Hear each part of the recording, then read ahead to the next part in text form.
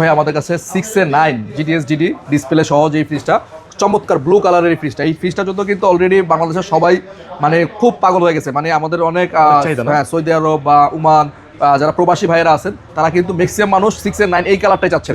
এটার মধ্যে কিন্তু একটা ব্লু কালার, একটা ব্ল্যাক কালার ছিল ভাইয়া। আচ্ছা হ্যাঁ ব্ল্যাক কালার চিতে বাট এই ব্লু কালারটা বেশি ম্যাক্সিমাম মানুষ ইচ্ছে, কারণ কালারের হাত দিলে যে ফিনিশিংটা ভাই এটা আমি হাত দিয়ে দেখেন অনেক সফট, দাগ পড়বে না এবং গ্লাসের মতো মনে হচ্ছে না এটা, কিন্তু এটা গ্লাস, কিন্তু গ্লাস হ্যাঁ, এবং ডিজিটাল ডিসপ্লে 619 লিটার 6A9 মানে ওয়ালটনের একটা ফ্ল্যাগশিপ ফ্রিজ, এবং এই পাশটা সম্পূর্ণ নরমাল এবং এই পাশটা সম্পূর্ণ ডিপ। আচ্ছা হ্যাঁ ডিপ এবং নরমাল পাশাপাশি, এবং খুব বড় একটা ফ্রিজ। বাসার মধ্যে আমি মনে করি এরকম একটা ফ্রিজ থাকলে আপনার সৌন্দর্য মানে শতগুণে বৃদ্ধি করবে। এই কই সাইডে এটা এই যে এই পাশটা দেখেন, এই যে কর্নারটা একটু ফলো করেন, হ্যাঁ এখানে সৌন্দর্যের জন্য সব ডিটেইলস গুলো দেওয়া আছে, কারণ স্টিকারটা যদি এখানে লাগানো হয় সৌন্দর্যটা কমে যায়। আচ্ছা তো এইটার ভাই রেগুলার প্রাইস কিন্তু বাড়ছে, আগে ছিল 1,23,990, এখন এইটার প্রাইস হচ্ছে 1,24,390, মানে প্রায় 700 টাকা বাড়ছে।